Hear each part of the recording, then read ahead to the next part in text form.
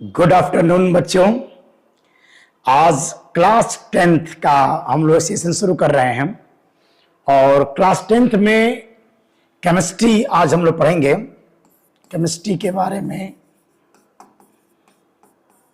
Chemistry और आज का जो लेक्चर होगा वो सबके लिए फायदेमंद है। 9th के बच्चों के लिए, 10th के बच्चों के लिए, इवन 11, 12 हर जगह अप्लीकेबल होगा। लेकिन स्पेशली ये जो वीडियो है वह हिंदी माध्यम के बच्चों के लिए क्लास 10th स्टैंडर्ड के ध्यान में रख के बनाया जा रहा है। बहुत ही बेनिफिशियल बैच है। हम लोग का मेन जो टारगेट है केमिकल बॉन्डिंग पढ़ना। केमिकल बॉन्डिंग यानी कि अगर सारे बच्चों को केमिकल बॉन्ड के बारे में जानकारी हो जाए कि केमिकल बॉन्ड कितने तरह के होते हैं, ऑक्टेट रूल क्या होता है ना, इलेक्ट्रोवैलेंट, कोवैलेंट, कोऑर्डिनेट बॉन्ड कैसे बनते हैं, किसी भी कंपाउंड का अगर लुईस डॉट स्ट्रक्चर कैसे बनाया जाता है, इसके बारे में आप लोगों को सिखाया जाएगा। अकार्बनिक, कार्बनिक, हर तरह के कंपाउंडों का लुईस डॉट स्ट्रक्चर हम लोग बना सकते हैं। ठीक है बच्चों, आप सभी बच्चों का study time with Rajesh sir YouTube channel पर आप सबका स्वागत है। तो इसको ध्यान से देखिएगा बेटा। चलिए, तो मेन हम लोग का जो टारगेट है वो पढ़ेंगे केमिकल बॉन्डिंग। लेकिन केमिकल बॉन्डिंग पढ़ने से पहले कुछ बेसिक आइडियाज मैं देना चाहता हूं, क्योंकि केमिकल बॉन्डिंग तब आएगा जब आपको इलेक्ट्रॉनिक विन्यास आना चाहिए। तो पहले इलेक्ट्रॉनिक विन्यास के बारे में पढ़ेंगे, थोड़ा सा एटम के बारे में क्या होता है, एटम के बारे में भी थोड़ा सा हल्का सा ब्रीफ में एक आइडिया मैं लूंगा। तो चलिए देखते हैं एटम के बारे में क्या होता है। देखिए, तो सारे बच्चे जानते होंगे कि जो मैटर होता है बेटा, मैटर के बारे में सबको जानकारी होगी। द्रव्य क्या होता है, मैटर 9th बच्चे पढ़ते हैं। Matter are anything having mass occupies place that can be realised. माने द्रव्य वह पदार्थ होता है जिसमें भार होता है, जो स्थान घेरता है, जिसका अनुभव किया जा सकता है। कहा जाता है all solid, all liquid, all gases are matter. सभी ठोस वस्तुएं, सभी द्रव वस्तुएं, सभी गैस वस्तुएं, सभी क्या होती हैं, द्रव्य होती हैं। तो द्रव्य मैंने द्रव्य जो है याद, all solid, all liquid, all gases are matter. माने हवा भी क्या है, द्रव्य है। इसके बारे में सब आइडिया किए होंगे। हम देखते हैं कि जो मैटर होते हैं बेटा, मैटर बने किससे होते हैं। तो जानते हो कि जो मैटर होते हैं, जो मैटर है वो छोटे छोटे पार्टिकल से मिलकर बने होते हैं। और ये छोटे से पार्टिकल्स को कहा जाता है मॉलिक्यूल, यानी क्या कहते हैं, अणु कहते हैं। सभी पदार्थ छोटे छोटे, मैं all solids, all liquid, all gases, सब कुछ छोटे छोटे कणों से मिलकर बने होते हैं। इन छोटे से कणों को क्या कहते हैं, अणु कहते हैं। अणु जो होते हैं परमाणुओं से मिलकर बने होते हैं। अणु किससे मिलकर बनेगा, परमाणुओं से। और परमाणु के अंदर दो चीज होता है बेटा। परमाणु के अंदर एक होता है नाभिक और एक होता है इलेक्ट्रॉन अभ्र। इलेक्ट्रॉन अभ्र पाया जाता है, यानी कि इलेक्ट्रॉन अभ्र पाया जाएगा। एटम माने एटम में जनरली कहते हैं इलेक्ट्रॉन होता है, प्रोटॉन होता है, न्यूट्रॉन होता है। लेकिन परमाणु की जो परिभाषा होती है कि परमाणु क्या है, परमाणु क्या है कि परमाणु में एक नाभिक होता है और नाभिक के चारों तरफ इलेक्ट्रॉनों का एक बादल पाया जाता है। क्या होता है, थोड़ा सा डीपली इस पर चर्चा हम लोग करेंगे। फिर ये माने जो इलेक्ट्रॉन, प्रोटॉन, न्यूट्रॉन को अगर तोड़ेंगे तो और भी छोटा कण मिलता है जिसका नाम है क्वार्क कण। क्या होता है बेटा, क्वार्क पार्टिकल्स। माने इलेक्ट्रॉन, प्रोटॉन, न्यूट्रॉन से भी छोटे कण होते हैं क्वार्क पार्टिकल्स, बहुत ही अनस्टेबल होते हैं। और इनसे भी छोटा पार्टिकल है जिसका नाम है हिग्स बोसान। क्या नाम है, हिग्स बोसान। हिग्स बोसान, इसी को गॉड पार्टिकल के नाम से भी जाना जाता है। It is also known as God particle. इसको गॉड पार्टिकल कहते हैं। ये गॉड पार्टिकल के नाम से जाना जाता है। ठीक है, हमको जनरली पढ़ना है एटम के बारे में। एटम क्या है, परमाणु क्या है।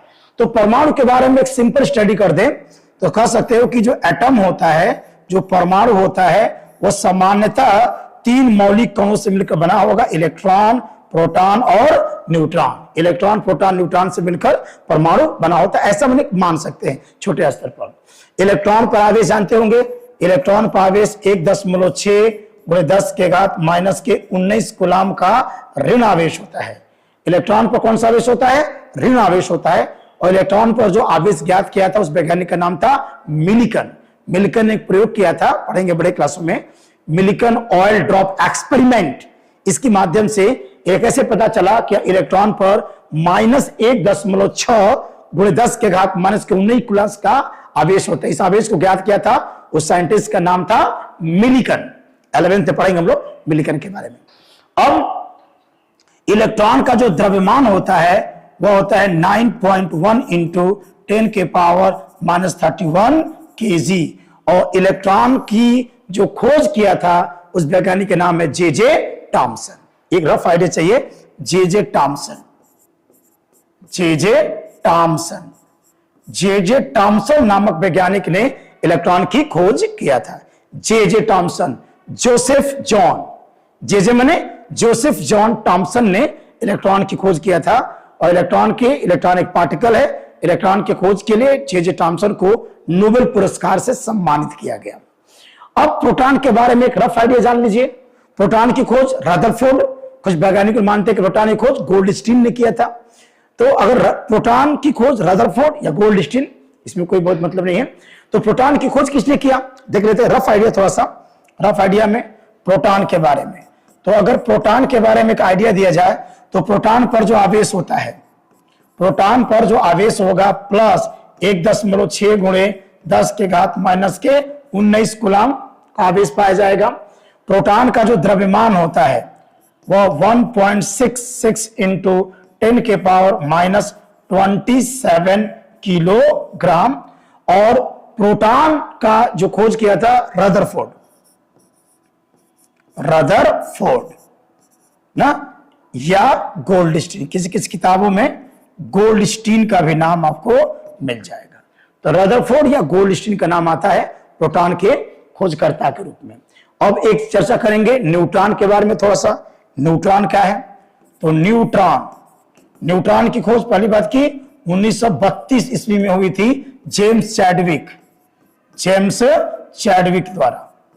जेम्स चैडविक ने इसकी खोज किया था न्यूट्रॉन की। यह उदासीन है, यह क्या है? उदासीन होता है, यानी इसके अंदर कोई आवेश नहीं होता है।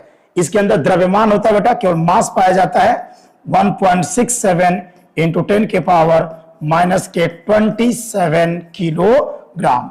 माने न्यूट्रॉन का जो द्रव्यमान होता है वो प्रोटॉन के द्रव्यमान के लगभग बराबर होता है, थोड़ा सा ज्यादा होता है न्यूट्रॉन का द्रव्यमान प्रोटॉन से। ओके, अब परमाणु के बारे में थोड़ा सा एक आइडिया हम देखें कि परमाणु के बारे में क्या है।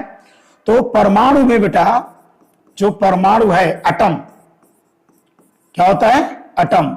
तो एटम के अंदर मैंने क्या बताया? जो चीज, एक होगा नाभिक और एक होगा इलेक्ट्रॉन अभ्र। यही परमाणु बेटा। परमाणु में नाभिक होगा और एक इलेक्ट्रॉन अभ्र पाया जाता है। तो नाभिक में क्या होगा? नाभिक में पड़े होंगे प्रोटॉन और न्यूट्रॉन होते हैं और इसके चारों तरफ विभिन्न कक्षाओं में इलेक्ट्रॉन पाए जाते हैं। ये सब जानते होंगे। इनको ये कोष कहते हैं, दूसरा कोष है ना, ये हमारा तीसरा कोष है, इत्यादि इत्यादि। तो नाभिक क्या बेटा? नाभिक में कौन सा आवेश होगा? प्लस आवेश, क्योंकि नाभिक में क्या होता है? प्रोटॉन और न्यूट्रॉन होता है। न्यूट्रॉन पर तो कोई आवेश नहीं होगा, प्रोटॉन में प्लस आवेश होता है। तो नाभिक पर कौन सा आवेश होगा? प्लस आवेश होता है। और एक चीज बता दे, लगभग पूरे परमाणु का 99.9% द्रव्यमान केवल नाभिक में होता है। और नाभिक सबसे भारी पदार्थ होता है। नाभिक सबसे भारी पदार्थ है, ये ध्यान रखिएगा। और पूछा जाए कि सबसे भारी पदार्थ का नाम बताइए तो उसका आंसर होगा न्यूक्लियस। न्यूक्लियस की डेंसिटी बहुत ज्यादा होती है, लगभग 10 के घात 17 किग्रा प्रति मीटर क्यूब के आसपास। चलिए, नाभिक हो गया बेटा। और नाभिक के चारों ओर ये हो गया पहला कोष, प्रथम कोष ना, n बराबर 1। ये हो गया प्रथम कोष। ये क्या हो गया बेटा? दूसरा कोष। और ये क्या हो गया आपका? तीसरा कोष। हम लोग को पढ़ने जा रहे हैं इलेक्ट्रॉनिक विन्यास के बारे में। इलेक्ट्रॉनिक विन्यास क्या होता है? इलेक्ट्रॉनिक विन्यास का मतलब होता है कि किसी भी परमाणु में नाभिक होगा और नाभिक के चारों तरफ क्या होते हैं? विभिन्न कोष होते हैं, विभिन्न कक्षाएं होती हैं जिसमें इलेक्ट्रॉन क्या होते हैं? चक्कर लगाते हैं। इलेक्ट्रॉनिक विन्यास का मतलब यह होता है कि किसी भी परमाणु में जो इलेक्ट्रॉन होते हैं उन इलेक्ट्रॉनों का इन विभिन्न कक्षाओं में वितरण कैसा होता है, डिस्ट्रीब्यूशन कैसा होता है, माने किस कोष में कितने इलेक्ट्रॉन पाए जाते हैं, इसको जानना कहलाता है इलेक्ट्रॉनिक विन्यास ना। Distribution of electrons in different cells, किस सेल में कितने इलेक्ट्रॉन होंगे, पहले सेल में कितना होगा, दूसरे सेल में कितना होगा, तीसरे सेल में कितना होगा, चौथे सेल में कितना होगा, किस सेल में कितने इलेक्ट्रॉन पाए जाते हैं, इनको जानना कहलाएगा इलेक्ट्रॉनिक विन्यास। और आज हम पढ़ेंगे इलेक्ट्रॉनिक विन्यास के बारे में, क्योंकि अगर इलेक्ट्रॉनिक विन्यास आप जान गए, इलेक्ट्रॉनिक विन्यास आप जान जाओगे तो हम लोग आराम से कर सकते हैं किसी परमाणु का जब इलेक्ट्रॉनिक विन्यास कर लेंगे तो हम उसकी बैलेंसी भी निकाल सकते हैं और केमिकल बॉन्डिंग का आपको एक बहुत बेहतर ज्ञान हो जाएगा। और केमिकल बॉन्डिंग अगर अच्छे से जान गए तो केमिस्ट्री पढ़ना बहुत आप लोग के लिए आसान हो जाएगा। केमिकल रिएक्शंस कैसे होते हैं ये सब कुछ जानकारी आपको हो जाएगी। तो चलिए इलेक्ट्रॉनिक विन्यास पर हम लोग चर्चा करें। पहली बात कि जब भाई कोई तत्व लिखा जाता है, एक नीचे संख्या लिखी जाती है, ऊपर संख्या लिखी जाती है। मान लीजिए कि तत्व है, तत्व क्या है बेटा, एक्स। जो संख्या नीचे लिखी जाती है उसे हम कहते हैं परमाणु क्रमांक, उसका नाम है परमाणु क्रमांक कहा जाता है। यह परमाणु क्रमांक है। और एक संख्या ऊपर लिखी जाती है, यह होती है द्रव्यमान संख्या, यह होती है द्रव्यमान संख्या। पहली बात यह ध्यान रखना है, नीचे वाले को एटॉमिक नंबर और ऊपर वाले को मास नंबर कहा जाता है। जैसे मान लीजिए लिखा गया Fe, Fe लोहा का संकेत क्या होता है, Fe होता है। तो लोहा का संकेत Fe है, इसका एटॉमिक नंबर 26 और इसका मास नंबर क्या होता है, 56 होता है। जितना एटॉमिक नंबर होता है किसी भी तत्व का, जो एटॉमिक नंबर होता है उतने ही इलेक्ट्रॉन पाए जाते हैं। इसका मतलब इसमें इलेक्ट्रॉन कितने होंगे, 26, इसमें प्रोटॉन भी कितने होंगे, 26, और इसमें जो न्यूट्रॉन होता है, न्यूट्रॉन निकालने का नियम होता है कि मास नंबर में से एटॉमिक नंबर घटाया जाता है, यानी कि 56 में से 26 घटा देंगे तो कितना हो जाएगा, 30 हो जाएगा। यानी कि जो लोहा है, जो आयरन है बेटा, आयरन जो है, आयरन एटम में मैंने लोहा के एक परमाणु में 26 इलेक्ट्रॉन पाए जाएंगे, 26 प्रोटॉन पाए जाते हैं और 30 न्यूट्रॉन पाए जाते हैं। ये ध्यान रखिएगा। नीचे वाली संख्या को एटॉमिक नंबर कहेंगे, दिस इज एटॉमिक नंबर, ये एटॉमिक नंबर कहलाएगा। और ऊपर वाली संख्या को मास नंबर, क्या बोलेंगे बेटा, मास नंबर के नाम से जाना जाता है। ये मास नंबर है ना, एटॉमिक नंबर है। जितना एटॉमिक नंबर होगा उतने ही इलेक्ट्रॉन होंगे, उतने ही प्रोटॉन होंगे। और अगर मास नंबर में से एटॉमिक नंबर सब्ट्रैक्ट कर दोगे तो न्यूट्रॉनों की संख्या पता चल जाती है। ओके, अब पढ़ने जा रहे हैं इलेक्ट्रॉनिक विन्यास। तो इलेक्ट्रॉनिक विन्यास क्या है,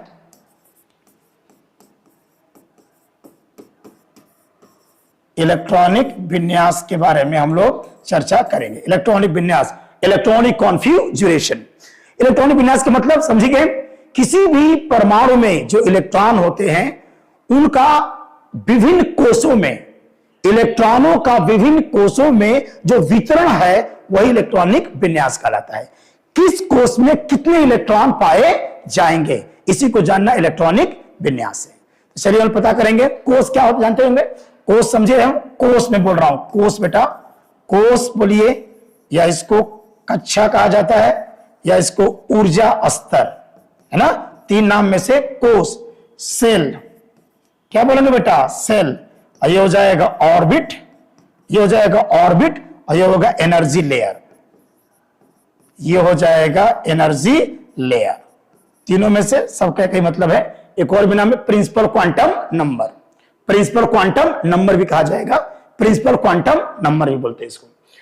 तो कोष क्या है, तो ये नाभिक है बेटा, नाभिक, नाभिक के चारों तरफ जो पहला, ये देखिए ये पहला कोष, ये क्या हो गया, दूसरा कोष, और ये हो गया बेटा तीसरा कोष। इसको ऐसे दिखाते हैं KLMN, KLMN dot dot dot. के माने पहला कोष, दूसरा कोष, तीसरा कोष, चौथा कोष एंड सो ऑन। तो किस कोष में कितने इलेक्ट्रॉन पाए जाते हैं उनके बारे में आज अध्ययन करने जा रहे हैं। और इलेक्ट्रॉनिक विन्यास के दो नियम हैं। एक पहला नियम पढ़ेंगे हम लोग बोरबरी का नियम, और फिर पढ़ेंगे अबाउ प्रिंसिपल। तो पहले बोरबरी, पहले पढ़ेंगे बोरबरी का नियम। देखते हैं बेटा बोरबरी का नियम क्या है। बोरबरी का नियम क्या है? बोरबरी नियम, इससे भी तत्व का इलेक्ट्रॉनिक विन्यास हम कर सकते हैं। बोरबरी साहब का मानना है कि किसी भी कोष में अधिकतम इलेक्ट्रॉनों की संख्या, कई सारे इसके नियम है। बोरबरी का पहला नियम, किसी भी कोष में अधिकतम इलेक्ट्रॉनों की संख्या 2n² होती है। The maximum number of electrons क्या होगा? 2n²। क्या होगा बेटा? 2n²। किसी कोष में अधिकतम कितने इलेक्ट्रॉन हो सकते हैं? 2n² होता है। जैसे ऐसे दिखा देता हूं, यहां पर, यहां मान लीजिए बेटा कोष मान लीजिए, यहां कोष मान लीजिए, और यहां मान लीजिए मैक्सिमम इलेक्ट्रॉन। n बराबर 1, n बराबर 1 मैंने बेटा प्रथम कोष में अधिक से अधिक कितने इलेक्ट्रॉन रह सकते हैं? तो प्रथम कोष में हो जाएगा आपका 2, हो जाएगा 1 का स्क्वायर, मैंने कितना हो गया बेटा? 2। तो प्रथम कोष में, पहले कोष में अधिक से अधिक 2 इलेक्ट्रॉन रह सकते हैं। फिर लिया जा n बराबर 2 लीजिए, दूसरे कोष में देखा जा तो n बराबर 2, तो हो जाएगा 2, और ये हो जाएगा n का मान 2 रखिए, 2 का स्क्वायर कितना हो गया? 8 हो गया। तो दूसरे कोष में अधिक से अधिक 8 इलेक्ट्रॉन रह सकते हैं। n का मान 3 रख दीजिए, n का मान 3 माने तीसरे कोष में कितने इलेक्ट्रॉन रहेंगे? n का मान 3 रखिए, ये हो जाएगा 2, और ये हो जाएगा 3 का स्क्वायर, कितना हो गया बेटा? 18 इलेक्ट्रॉन। 3 का स्क्वायर 9, 9 2 18। अगर n का मान 4 रख देते हैं, n का मान 4, तो इसमें हो जाएगा 2, और ये हो जाएगा 4 का स्क्वायर, यानी कितना हो गया? 32 इलेक्ट्रॉन। आगे बेटा, तो बोरबरी का जो पहला नियम है कि किसी भी कोष में the total number of maximum electron in the shell, किसी कोष में अधिकतम इलेक्ट्रॉनों की संख्या कितनी हो सकती है? तो पहले कोष में अधिक से अधिक 2 इलेक्ट्रॉन रह सकते हैं, दूसरे कोष में अधिक से अधिक 8 रह सकते हैं, तीसरे कोष में अधिक से अधिक 18 रह सकते हैं, और चौथे कोष में अधिक से अधिक 32 इलेक्ट्रॉन रह सकते हैं। ठीक है बेटा, तो पहला नियम बता रहे फटाक से। पहला नियम, पहले कोष में अधिकतम 2, दूसरे में अधिकतम 8, तीसरे में अधिकतम 18, और चौथे में अधिकतम 32 इलेक्ट्रॉन रह सकते हैं। 32 इलेक्ट्रॉन रह सकते हैं। Is it clear? चलिए दूसरा देखे जा, आगे जाओ, दूसरा देखा जा बोरबरी का दूसरा नियम। बोरबरी साहब ने कहा कि किसी अंतिम कोष में 8 से ज्यादा इलेक्ट्रॉन नहीं रह सकते हैं। अंतिम कोष में 8 से ज्यादा इलेक्ट्रॉन नहीं रह सकते हैं। Outermost shell does not contain more than 8 electron. 8 से ज्यादा इलेक्ट्रॉन नहीं रह सकते। हालांकि अपवाद है इसका पैलेडियम, लेकिन आपके स्तर पर अंतिम कोष में 8 से ज्यादा इलेक्ट्रॉन नहीं रह सकते हैं। ठीक है, यदि देखिए उन्होंने बताया, यदि अंतिम कोष में मान लीजिए कि 9 इलेक्ट्रॉन आ गया, आउटर मोस्ट सेल, अगर आउटर मोस्ट सेल में कितने इलेक्ट्रॉन आ गए? 9 इलेक्ट्रॉन है। आउटर मोस्ट सेल में अगर 9 इलेक्ट्रॉन है तो 9 को ब्रेक कर दीजिए बेटा, तो 9 को तोड़ देंगे 2 भागों में, 8 में और 1 में उसको तोड़ दिया जाएगा। ओके, एक और खास बात, तीसरा नियम, यदि आउटर मोस्ट सेल मतलब अंतिम कोष में यदि इलेक्ट्रॉनों की संख्या कितना हो जाए? 10 हो जाए, 11 हो जाए, 12 हो जाए, 13 हो जाए, 14 हो जाए, डॉट डॉट डॉट कहां तक? 18 हो जाए ना। यदि अंतिम कोष में इलेक्ट्रॉनों की संख्या 10 हो या 11 हो, 12 हो, 13 हो, 14 हो, 18 हो, तो इसको 2 भागों में हम तोड़ देंगे।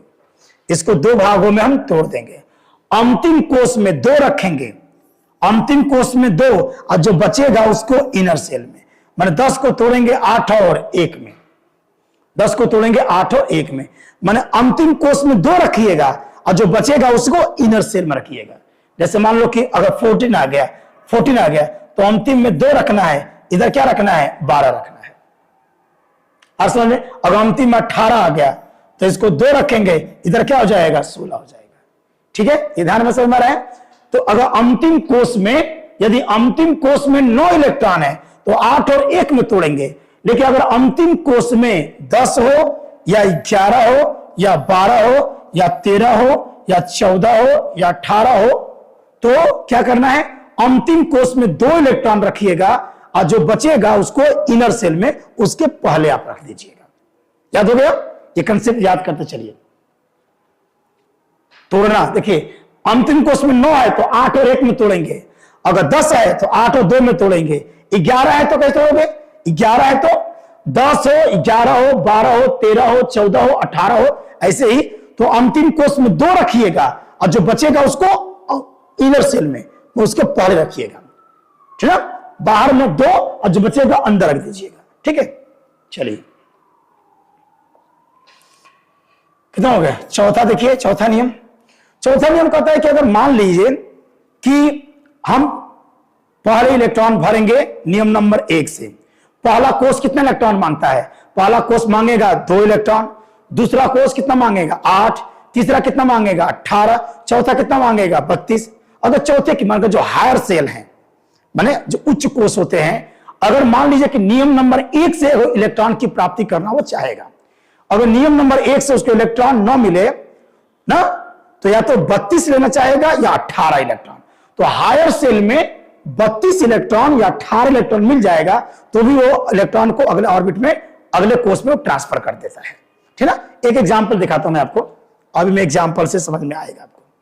देखना बेटा, जैसे मान लीजिए छोटा एग्जांपल लेता हूं, सोडियम है, सोडियम 11 का इलेक्ट्रॉनिक विन्यास कीजिए, सोडियम 11 का इलेक्ट्रॉनिक विन्यास कीजिए। तो पहले कोष में कितने होते हैं? 2, एकदम रट लेना, पहले कोष में 2, 3 तो याद ही करो, पहले में 2, दूसरे में 8, तीसरे में 18, चौथे में 32, एकदम रटा हो चाहिए। पहले कोष में 2 इलेक्ट्रॉन, दूसरे में 8, तीसरे में 18, चौथे में 32। याद हो गया? 2, 8, 18, 32। तो पहले कोष में 2, तो पहले कोष में 2 इलेक्ट्रॉन आ गए। दूसरे कोष में कितना होता है? 8 होता है। दूसरे कोष में 8 भर दीजिए, दूसरे कोष में 8 भर दीजिए। अब कितना बचा है? 2, 8, 11 है, तो क्या हो गया? 1 हो गया। तीसरा कोष 18 मांगता है लेकिन इलेक्ट्रॉन है नहीं, उसके बाद 1 इलेक्ट्रॉन है। अगर बहुत ज्यादा इलेक्ट्रॉन होता तो तीसरे में 18 भर के हम आगे निकल जाते हैं, ठीक ना? लेकिन ध्यान रखना, तो सोडियम के इलेक्ट्रॉनिक 2, 8, 1 हो जाएगा। अगर मान लीजिए कि सल्फर है 16, तो पहले कोष में 2, दूसरे में 8, ये कितना हो जाएगा? 6 हो जाएगा। 2, 8 कितना हो गया? 6। पहले में 2 भरिएगा, दूसरे में 8, तीसरे में 18, अगर इलेक्ट्रॉन है तो 18 भर के तब वो आगे जाएगा। अच्छा चलिए, और थोड़ा बड़े तत्वों का देखा जाए, जैसे कैल्शियम देखो बेटा, कैल्शियम कितना होता है? 20 होता है। कैल्शियम का 20 होता है। अगर इसका इलेक्ट्रॉनिक विन्यास करें तो पहले कोष में 2, दूसरे कोष में 8, 8 और 2 10, और 20 है तो और कितना बचा है? 10 इलेक्ट्रॉन, है ना? होगा 2, 8, 10। लेकिन अंतिम कोष में 8 से ज्यादा इलेक्ट्रॉन नहीं होते हैं। अगर अंतिम कोष में 8 से ज्यादा इलेक्ट्रॉन है तो उसको तोड़ दीजिएगा। तो 10 को हम ब्रेक करेंगे, 10 को तोड़ देंगे। कैसे? बाहर हो जाएगा 2 और जो बचेगा उसे अंदर सेल में ले लेंगे, तो हो जाएगा 2, 8, 8 और क्या हो जाएगा? 2। तो कैल्शियम का इलेक्ट्रॉनिक विन्यास हो गया 2, 8, 8, 2। क्लियर बेटा? 2, 8, 8, 2 कैल्शियम का इलेक्ट्रॉनिक विन्यास हो जाएगा। और देखिए किसी बड़े तत्व का देखते हैं, जैसे मान लीजिए कि मैं देखता हूं मैग्नीज का। मैग्नीज कितना हो बेटा? 25। मैग्नीज कितना होता है? 25 होता है। इसका इलेक्ट्रॉनिक विन्यास करिए, तो पहले कोष में कितना भरेंगे? 2, दूसरे कोष में कितना भरेंगे? 8, 8 और 2 10, 8 और 2 10, कितना बच गया? 25 है तो कितना बच गया? 15। कितना बच गया? 15। अब अंतिम कोष से 15 नहीं रह सकता है, 15 को तोड़ेंगे, तो 15 को तोड़ दीजिए, तो कितना? बाहर में 2 रखना है, अंत में 2 रखना है, और जो बचेगा उसके अंदर, तो 15 में 2 निकाल दीजिए, तो कितना बचेगा? 13। तो इसका इलेक्ट्रॉनिक विन्यास हो जाएगा 2, 8, 13 और 2। तो मैग्नीज का इलेक्ट्रॉनिक विन्यास हो जाएगा 2, 8, 13, 2। अरे बेटा चलिए और देख लीजिए किसी भी तत्व का इलेक्ट्रॉनिक विन्यास, जैसे मान लो कि ब्रोमीन है बेटा, ब्रोमीन का 35 है, ब्रोमीन का 35 है। अगर इसका इलेक्ट्रॉनिक विन्यास करो, पहले करके चेक करो, इलेक्ट्रॉनिक विन्यास करिए बेटा पहले।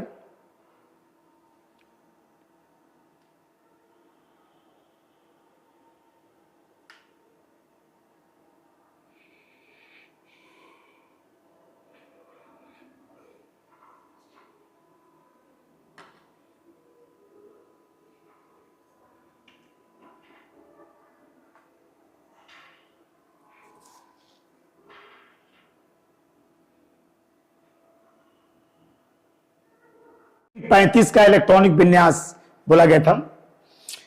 तो एकदम रट लीजिए, पहले कोष में कितना होगा, पहले कोष में 2 इलेक्ट्रॉन, तो पहले कोष में 2 इलेक्ट्रॉन भर दीजिए। दूसरे में कितना भरोगे बेटा, 8 भरोगे। दूसरे में कितना भरोगे, 8 भरोगे। अब तीसरा कोष कितना मांगता है, 18। अगर इलेक्ट्रॉन तीसरे कोष में 18 इलेक्ट्रॉनों की जरूरत पड़ेगी, तीसरे में 18 इलेक्ट्रॉन जरूरत पड़ेगी, तो 2 और 8 10, कितना बचा बेटा, कितने इलेक्ट्रॉन बचा? क्या तीसरे कोष में 18 इलेक्ट्रॉन मिल सकता है? यस। तो तीसरे में भर दीजिए, कितना, 18 भर दीजिए। अब जो कितना हो गया, देखिए पहला कोष में 2, दूसरा कोष में 8, तीसरे में 18। तीसरे में 18 अगर मिल गया तब वो इलेक्ट्रॉन अगले कोष में जाएगा।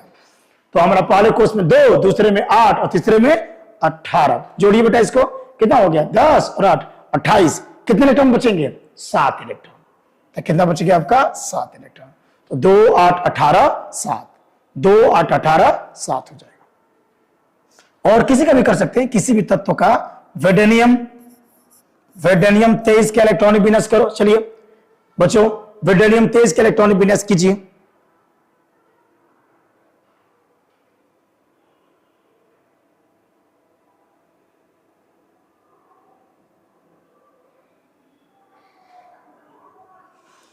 तेईस का इलेक्ट्रॉनिक विन्यास हो गया बेटा। चलिए तो कितना हो गया, 2, कितना हो जाएगा, 8, 8 और 2 10। तीसरा कोष कितना मांगेगा, 18 इलेक्ट्रॉन। नहीं मिल पाएगा उसका 18 इलेक्ट्रॉन, क्योंकि कितना बच गया, 2 8 10, कितना बच रहा बेटा, 13 इलेक्ट्रॉन बच रहे हैं। अब 13, चूंकि अंतिम कोष में 13 रह नहीं सकते हैं, तो 13 को तोड़ दीजिए 2 भागों में। अंतिम कोष में 2 और कितना बचा, 13 में से 2 निकाल दोगे तो कितना बचेगा बेटा, 11 बचेगा। तो इसका इलेक्ट्रॉनिक विन्यास हो गया 2 8 11 और 2। ये वेडेनियम 23 का इलेक्ट्रॉनिक विन्यास हो जाएगा। ठीक है। किसी भी तत्व का भी इलेक्ट्रॉनिक विन्यास हम बोरबरी के नियम से क्या कर सकते हैं, कर सकते हैं बेटा। किसी तत्व का इलेक्ट्रॉनिक विन्यास बोरबरी के नियम से किया जा सकता है। चलिए अब इस नियम को क्यों अस्वीकार कर दिया गया, इसमें क्या कमियां पाई गई, उसको थोड़ा चेक कर लेते हैं। जैसे एक तत्व है बेटा, जैसे मान लें कि क्रोमियम 24, क्रोमियम क्या हो गया 24, और 24 के इलेक्ट्रॉनिक विन्यास करेंगे तो आएगा 2 और 8, और कितना बचेगा, 14 बचेगा। अगर इसको तोड़ेंगे तो ये हो जाएगा 2 और ये हो जाएगा 12। तो ये हो जाएगा 2 8 12 और 2।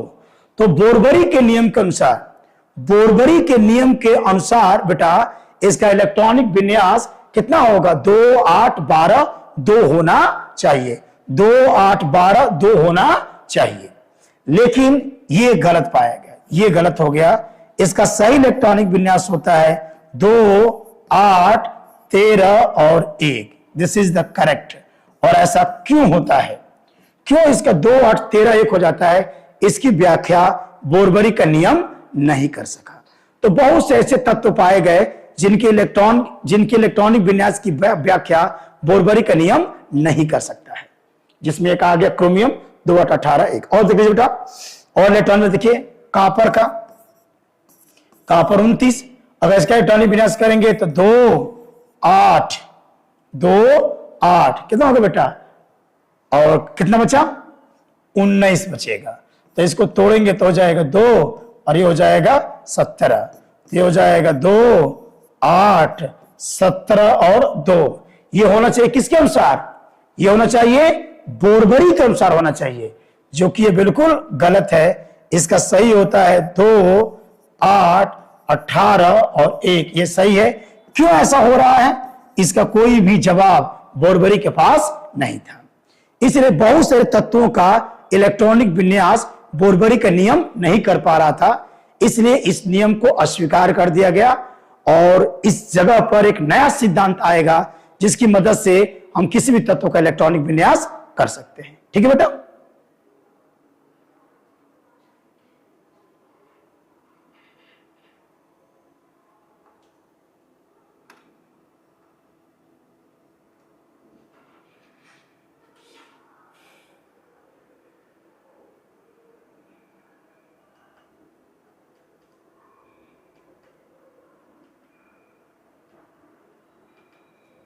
तो बच्चों इलेक्ट्रॉनिक विन्यास का हम लोग एकदम बिल्कुल मॉडर्न प्रिंसिपल पढ़ने वाले हैं, अफबाउ प्रिंसिपल। अफबाउ प्रिंसिपल से कैसे इलेक्ट्रॉनिक विन्यास करते हैं। तो अभी हमने पाया कि इलेक्ट्रॉन जो होते हैं वह सेल में पाए जाते हैं, कोष में पाए जाते हैं। फिर एक साइंटिस्ट थे सोमरफेल्ड। सोमरफेल्ड ने बताया कि जो कोष होते हैं वह उसमें कई छोटे छोटे एनर्जी लेयर्स होते हैं, यानी कि कोष को तोड़ने पर क्या मिलता है, उपकोष मिलता है। यानी कोष भी कई छोटे छोटे उपकोषों से मिलकर बने होते हैं। उपकोष जनरली 4 होंगे, एक होता है एस, पी, डी और क्या होता है एफ। 4 उपकोष होंगे अभी तक जो हमको इलेक्ट्रॉनिक विन्यास करना है उसकी जरूरत के हिसाब से। देखिए ये हमारा पहला कोष है, तो पहले कोष में एक उपकोष होता है 1s। दूसरा कोष है तो दूसरे कोष में 2 उपकोष होता है, 2s होता है, 2p होता है। वैसे तीसरा जो कोष है, तीसरा कोष में 3 उपकोष होंगे, एक का नाम होगा 3s, एक का नाम होगा 3p, एक का नाम होगा 3d। वैसे जो चौथा कोष है, चौथे कोष में 4 उपकोष होंगे जिसका नाम होगा 4s, 4p, 4d और 4f होगा। और जो पांचवा कोष है, पांचवें कोष में 5 उपकोष होंगे, नाम है 5s, 5p, 5d, 5f। छठवें में जनरली 6 उपकोष होंगे, लेकिन अभी मुझे जरूरत नहीं है, तो जरूरत के हिसाब से अभी छठवें में 3 की हमको जरूरत है, 6s, 6p और 6d। सातवां जो कोष है, सातवें कोष में टोटल नंबर ऑफ सबसेल 7 होंगे, लेकिन अभी हमको जरूरत नहीं है क्योंकि हमको इलेक्ट्रॉनिक विन्यास अभी 120 118 तत्वों का करना है। तो उसके लिए सातवें में 7 उपकोष होंगे, लेकिन मुझे जरूरत है केवल 2 की, 7s और 7p की। तो ध्यान रखिएगा, इसके आधार पर हम किसी भी तत्व का इलेक्ट्रॉनिक विन्यास सही कर सकते हैं। ओके, देखते हैं कैसे। तो अफबाउ प्रिंसिपल के तहत सबसे पहले एक फार्मूला बनाना पड़ेगा। अफबाउ जो है वह एक वैज्ञानिक का नाम नहीं है। Aufbau is not a name of scientist. Aufbau एक जर्मन शब्द है जिसका मतलब होता है टू बिल्ड, बनाना। तो हम लोग क्या बनाएंगे, एक फॉर्मूला बनाने जा रहे हैं जिसकी मदद से हम किसी भी तत्व का इलेक्ट्रॉनिक विन्यास सही कर सकते हैं। इसको ध्यान से देखना है ना, ध्यान से देखना है। देखिए, तो अभी क्या करेंगे, यहां पर हो जाएगा 1s, यहां पर 2s और ये हो जाएगा 2p, यहां पर 3s, 3p और क्या हो जाएगा बेटा 3d। चौथे में क्या होगा 4s, 4p होगा, 4d होगा और यहां से क्या हो जाएगा 4f हो जाएगा। वैसे ही 5s, 5p, 5d और 5f हो जाएगा। उसके बाद 6s, 6p और 6d हो जाएगा और उसके बाद 7s और 7p। इतने की हमको जरूरत पड़ेगी। इलेक्ट्रॉन कैसे फील होता है इसको थोड़ा चेकआउट किया जाए। इलेक्ट्रॉन कैसे फील होगा, इलेक्ट्रॉन के भरने का एक क्रम देख लेते हैं, इलेक्ट्रॉन कैसे भरेगा ऑर्बिट में। तो इलेक्ट्रॉन जो फील होते हैं, उपकोषों में इलेक्ट्रॉनों को अगर फील करना हम लोग देखें, इलेक्ट्रॉन किस सीक्वेंस में फील होगा, किस क्रम में इलेक्ट्रॉन भरते हैं, इसको देख लेना है। देखिए, यह है इलेक्ट्रॉन के भरने का क्रम, यह इलेक्ट्रॉन के भरने का क्रम है। इलेक्ट्रॉन सबसे पहले जो फील होगा वो 1s में होगा। 1s के बाद इलेक्ट्रॉन आपका जाएगा किसमें, 2s में। फिर 2s के बाद आपका इलेक्ट्रॉन यहां से इलेक्ट्रॉन को जोड़ दीजिए इससे, यानी किस सीक्वेंस में इलेक्ट्रॉन फील करता है मैं इसको दिखा रहा हूं, ये आपको दिमाग रखिएगा। इलेक्ट्रॉन सबसे पहले जाएगा आपका 1s में, 1s के बाद इलेक्ट्रॉन जाएगा आपका 2s में, उसके बाद इलेक्ट्रॉन जाएगा आपका 2p में। ये सीक्वेंस देख लो, पहले 1s, 2s, 2p, 3s, 3s के बाद आपका 3p, 4s, 3d, 4p, 5s, 4d, 5p, 6s, 6s के बाद आपका 4f, 5d, 6p, 7s, 5f, 6d, 7p। यहां तक ये इलेक्ट्रॉनों को भरने का क्रम। ये फार्मूला या तो बनाना सीख लीजिए या इसको याद कर लीजिए। तो बनाना सीख लेंगे तो ज्यादा बेहतर होगा, ज्यादा बेहतर होगा। तो हम लोग इस फार्मूले को बना लेते हैं। इलेक्ट्रॉन किस सीक्वेंस से भर रहा है देख लीजिए।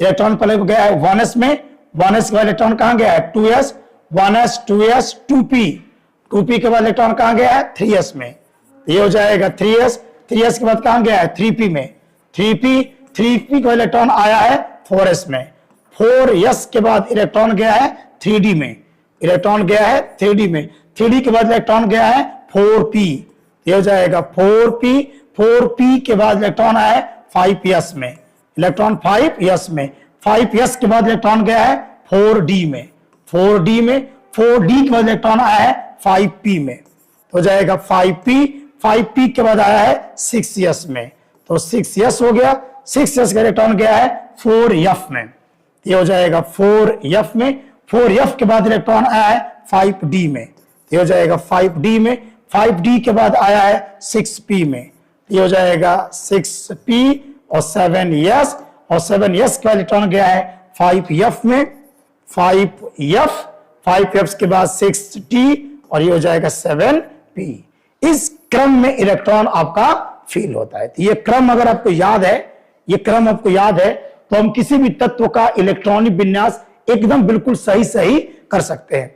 अगर बेहतर होगा कि आप इसको याद कर लें तो अच्छी बात है, अगर याद नहीं होता है तो आपको इस टेक्निक से उसको बनाना पड़ेगा ना। ज्यादा बेहतर होगा कि सीक्वेंस याद कर लें, सीक्वेंस पता किस सीक्वेंस में इलेक्ट्रॉन फील हो रहा है, पहले 1s, फिर 2s, 2p, 3s, 3p, 4s, 3d, 4p, 5s, 4d, 5p, 6s, 4f, 5d, 6p, 7s, 5f, 6d, क्रम बिल्कुल सीक्वेंस याद रहना चाहिए। सीक्वेंस थोड़ा सा भी गलती हुआ तो आपका इलेक्ट्रॉनिक विन्यास पूरी तरह से गलत हो जाएगा। तो या तो इस फार्मूले को याद कर लीजिए या इस तकनीक द्वारा आप इस फार्मूले को बनाना सीख लीजिए, और इसके आधार पर हम किसी भी तत्व का इलेक्ट्रॉनिक कॉन्फ़िगरेशन, इलेक्ट्रॉनिक विन्यास बिल्कुल सही सही हम लोग कर सकते हैं। अब इलेक्ट्रॉनिक विन्यास कैसे करते हैं इसको एक एग्जांपल से समझते हैं। एक एग्जांपल देख लीजिए, इलेक्ट्रॉनिक विन्यास कैसे किया जाएगा।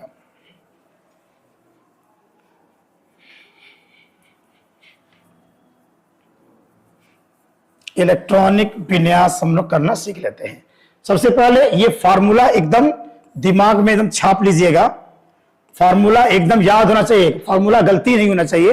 फार्मूला देख लो क्या है, फार्मूला में आपका क्या है 1s है, 1s के बाद आपका 2s, 2s के बाद आपका 2p, 2p के बाद आपका हो जाएगा 3s, 3p, 3p के बाद आपका 4s, 4s के बाद आपका 3d, 3d के बाद आपका 4p, 4p के बाद आपका हो जाएगा 5s, 5s के बाद आपका हो जाएगा 4d, 4d के बाद 5p, 5p के बाद 6s, 6s के बाद 4f, 4f के बाद है 5d, 5d के बाद है 6p, 6p के बाद है 7s, और 7s के बाद आपका हो जाएगा 5f, 6d और 7p।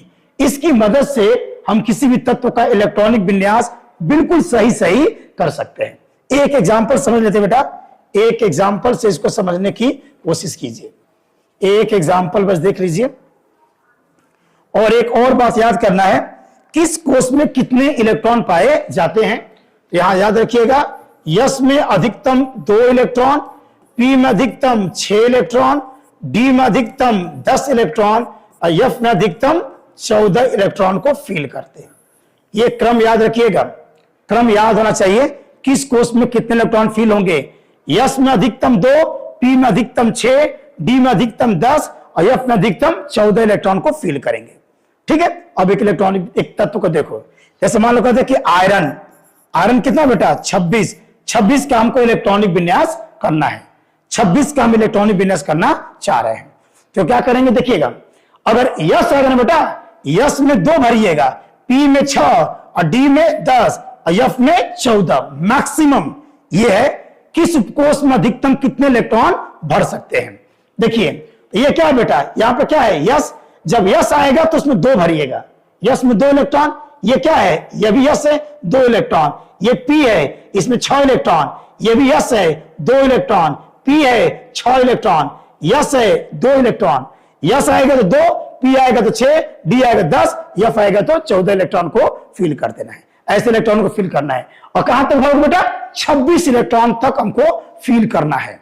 तो चलिए पहले भरेंगे 1s में, तो 1s2, 1s2, यस आएगा तो 2 भरेंगे, पी आएगा तो 6 भरेंगे, डी आएगा तो 10 भरेंगे, और एफ आएगा तो 14 इलेक्ट्रॉन भरेंगे।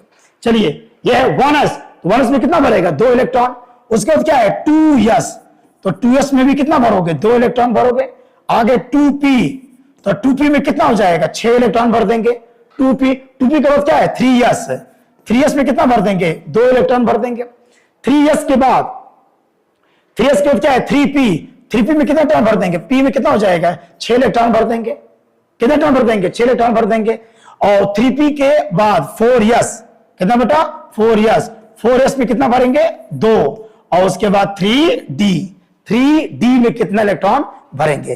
कितना भरना हमको? 26 इलेक्ट्रॉन भरना है। गिन लीजिए कितना भर दिया आपने भर दिया 2 और 2 4, 6 4 10, 2 12, 6 18, 2 20 इलेक्ट्रॉन मैंने भर दिया। मैं 20 इलेक्ट्रॉन भर दिया हूं, तो कितना और बचा है? 6 इलेक्ट्रॉन। तो यहां पर कितना भरोगे? 6 इलेक्ट्रॉन भरोगे। डी में अधिकतम 10 इलेक्ट्रॉन भर सकते हो, लेकिन बचा है केवल 6 इलेक्ट्रॉन, तो 6 इलेक्ट्रॉन हम लोग क्या करेंगे? भर देंगे। अब क्या करेंगे? इसको जोड़ के लिखना बेटा। जो आगे संख्या लिखी है वो कोष संख्या है। जैसे ये पहला कोष है बेटा, आगे 1 माने पहला कोष है, ये पहला कोष का नंबर है। अच्छा देखो ये दूसरा कोष है, और ये भी दूसरा कोष है, जिसका आगे 2 लिखा है, दूसरा कोष हो गया। और देख लीजिए, देखिए ये तीसरा कोष है, यह भी आपका तीसरा कोष है, और यह भी आपका तीसरा कोष है। जिसके आगे 3 लिखा है वो तीसरा कोष हो गया, और ये का अंतिम का हो गया बेटा? चौथा कोष हो गया। तो पहले हम सजा के लिख देते हैं। पहले हम क्या करेंगे? सजा के लिखेंगे। पहला कोष बने 1s2 एक साथ। फिर देखिए दूसरे वालों को, 2 वालों को, जैसे 2s2, और ये हो जाएगा 2p6, सारे 2 वाले एक साथ, और सारे 3 वाले एक साथ। कहां कहां देखो, ये है 3 वाला 3s2, ये हो जाएगा 3s2 है, और 3p6 है, और ये क्या है? 3d6। ये सब एक साथ आ गए, और अंत में आ गया आपका 4s2। अब जोड़ के लिख दो बेटा, जोड़ के लिखिए इसको। देखिए पहले कोष में कितना? 2 इलेक्ट्रॉन, दूसरे कोष में 6 और 2 कितना हो गया? 8। तीसरे कोष में जोड़िए तो हो जाएगा 6 और 6 12 और 2 कितना हो गया? 14। और चौथे कोष में कितना हो गया? 2। तो 2 8 14 2, ये आपका इलेक्ट्रॉनिक विन्यास हो गया। Fe किसका? माने लोहा का इलेक्ट्रॉनिक विन्यास होगा 2 8 14 2। तो ये अबाउ प्रिंसिपल अगर फार्मूला अगर याद हो, तो किसी भी तत्व का इलेक्ट्रॉनिक विन्यास बिल्कुल सही हम लोग कर सकते हैं। एक और एग्जांपल देख लेते हैं, ठीक है? एक और, बस ये ध्यान रखिएगा। और एग्जांपल करते हैं कब, जैसे एक और एग्जांपल कर ले।